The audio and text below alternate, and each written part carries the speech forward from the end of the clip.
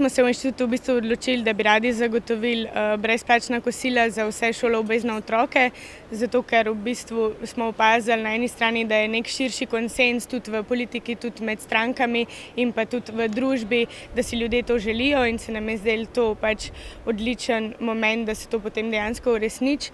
Mi smo si ogledali sistem, kako je pač to zdaj urejeno, smo preučili, naredili smo tudi v bistvu anketo, kjer smo ljudi spraševali, kako občutijo draginjo, v kakšni situaciji so se zdaj znašli, ko se vse cene dražijo, v bistvu vse postaja vedno dražje. In v bistvu kar nekaj zapisov med temi pričevanji je govorilo prav o stroških osnovne šole.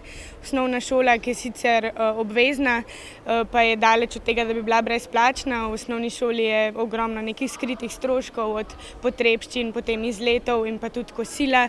In v bistvu so kosila tukaj nek ta največji strošek, ki ga starši imajo, in na ta način, če bi lahko to nekako vzeli stran staršem, bi na ta način tudi blažili to draginjo. Na drugi strani pa mi res verjamemo, da bi morala biti osnovna šola v celoti pač brezplačna, resnično brezplačna, dostopna vsem in tudi za vse otroke enaka, da pač naj bo jedilnica nek prostor, kjer oni ne čutijo stigmatizacije, kjer se ne razlikujejo od drugih, kjer ni v bistvu razlik med njimi, in zato v bistvu smo se lotili te kampanje.